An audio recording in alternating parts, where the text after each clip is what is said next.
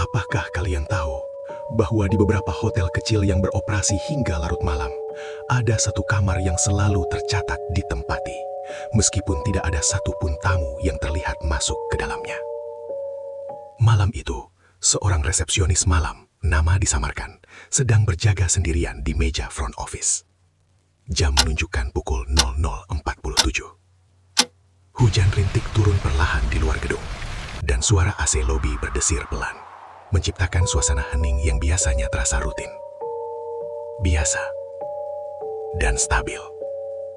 Namun pada malam tersebut, rutinitas itu perlahan berubah menjadi sesuatu yang mengganggu. Tanpa ada tamu yang datang, tanpa ada pintu yang terbuka, tanpa satupun langkah kaki terdengar, sistem reservasi hotel tiba-tiba menampilkan sebuah notifikasi. Check-in berhasil. Kamar 207. Status occupied. Resepsionis itu terdiam beberapa detik. Ia memastikan kembali layar monitor di depannya. Tidak ada transaksi yang ia proses. Tidak ada tamu yang berdiri di depan meja resepsionis. Tidak ada mobil berhenti di depan lobi. CCTV menunjukkan hal yang sama. Lobi kosong. Pintu kaca tertutup rapat. Tidak ada siapapun yang masuk. Namun sistem digital tetap menandai. Kamar 207 sudah terisi.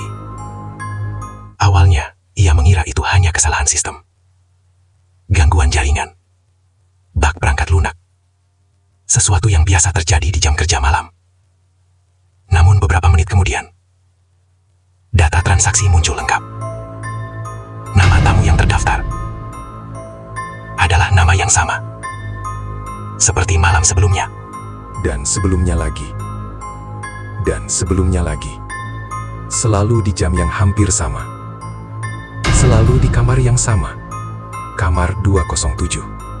Bukan 206. Bukan 208. Hanya satu kamar yang terus dikunjungi. Seolah seseorang atau sesuatu selalu kembali ke sana. Untuk memastikan, resepsionis melakukan prosedur standar. Ia memeriksa daftar kedatangan manual. Tidak ada reservasi. Ia melihat ulang rekaman kamera lobi.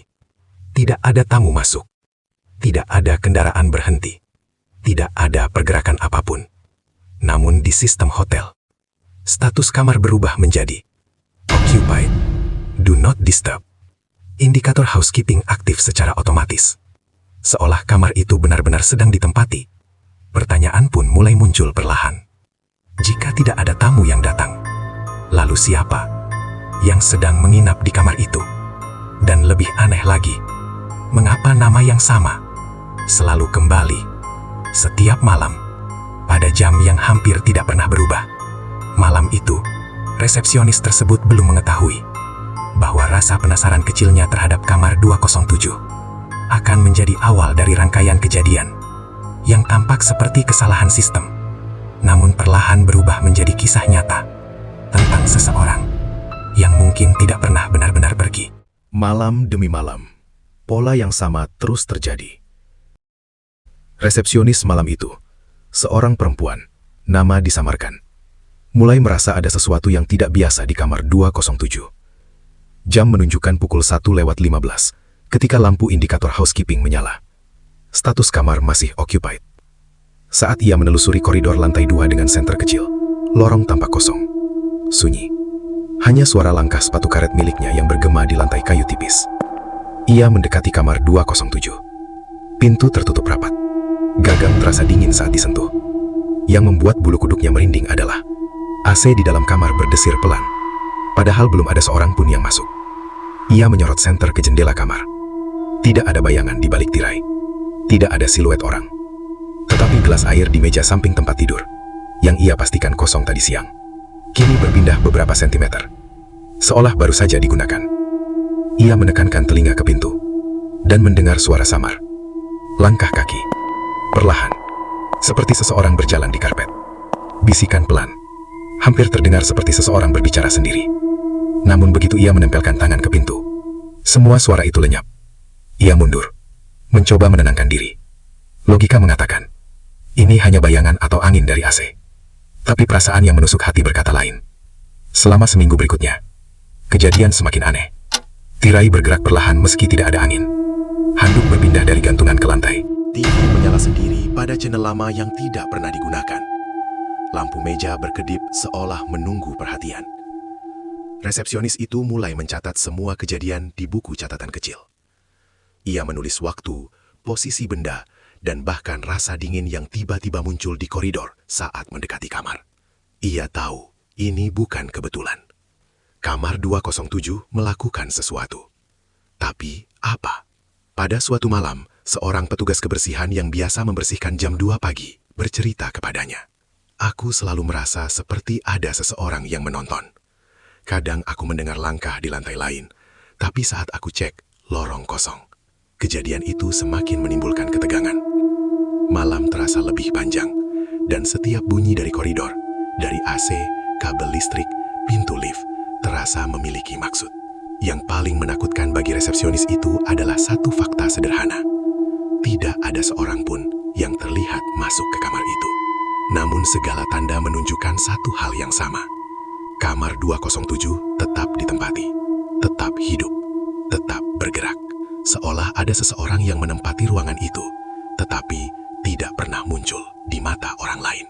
Malam itu, ia duduk kembali di meja resepsionis, memandang layar monitor, mencatat waktu, dan menatap koridor gelap yang hanya diterangi lampu emergensi. Ia mulai bertanya pada dirinya sendiri, jika tidak ada tamu, lalu siapa yang sebenarnya berada di dalam kamar itu? Tanpa ia sadari, rasa penasaran yang awalnya ringan akan segera membawanya pada jawaban yang tidak sekadar menakutkan, tetapi juga menyayat hati. Tentang seseorang yang hidup, tetapi tidak pernah benar-benar tercatat. Malam berikutnya, rasa penasaran resepsionis malam itu semakin tidak tertahankan.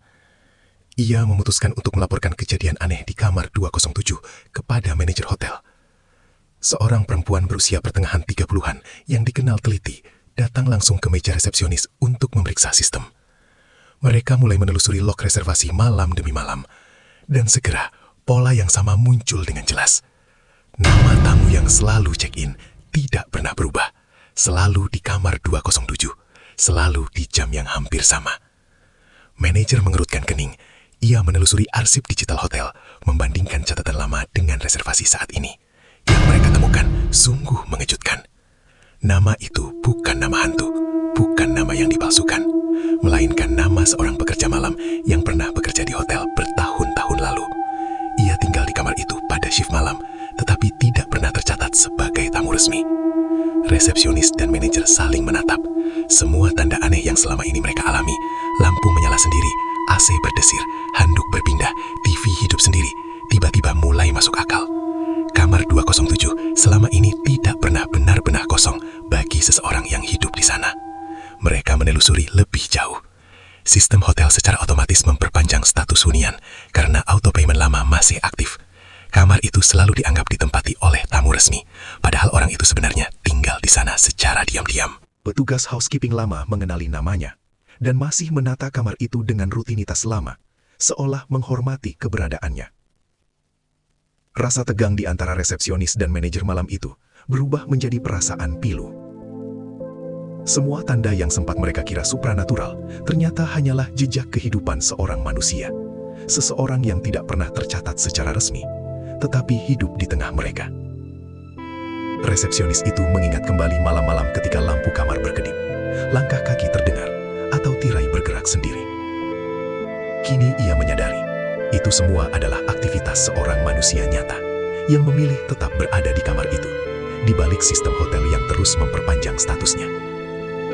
Dan yang paling menyentuh, orang itu tidak pernah berniat menakuti siapapun. Ia hanya menjalani hidupnya diam-diam di satu kamar yang menjadi rumah sementara.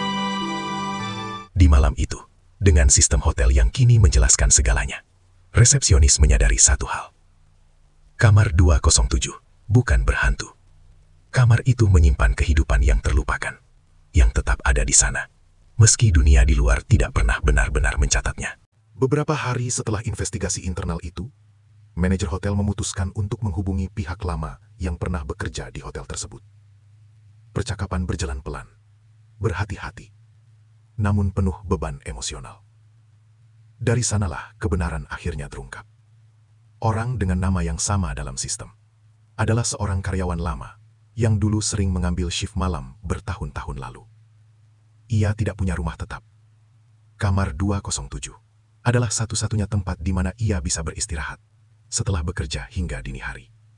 Dan karena rasa iba, salah satu staf lama hotel pernah diam-diam membiarkan kartunya tetap aktif, membuat sistem hotel terus memperpanjang status ditempati. Bukan karena kesalahan server, bukan karena gangguan tak kasat mata, melainkan karena seseorang pernah tinggal terlalu lama di satu kamar, hingga jejak administrasinya tidak pernah benar-benar terhapus. Resepsionis perempuan itu terdiam lama ketika mendengar cerita tersebut. Tiba-tiba, semua momen yang dulu terasa menakutkan berubah menjadi sesuatu yang jauh lebih menyentuh. Lampu yang menyala sendiri, handuk yang selalu terganti rapi, suara langkah di sepanjang lorong, bukan tanda gangguan supranatural, melainkan rutinitas seseorang yang terbiasa hidup dalam senyap. Malam itu, resepsionis berdiri di depan pintu kamar 207 untuk terakhir kalinya. Di balik pintu yang tertutup, kamar tersebut kini benar-benar kosong. Tidak ada lagi status ditempati. Tidak ada lagi nama yang terus kembali setiap malam. Namun rasanya, seolah seseorang masih duduk di tepi ranjang, menatap langit-langit kamar yang sama, tempat ia bertahan dalam hidup yang sunyi. Kamar itu akhirnya dinonaktifkan sementara, bukan karena alasan mistis, melainkan sebagai bentuk penghormatan diam-diam bagi orang yang pernah menjadikannya rumah, tanpa pernah benar-benar tercatat. Dan di akhir kisah ini, resepsionis berkata pelan dalam hatinya, beberapa misteri di dunia ini bukan tentang hantu yang menampakkan diri, melainkan tentang manusia yang hidup terlalu lama dalam kesepian, hingga keberadaannya hanya dikenali oleh sistem, bukan oleh siapapun.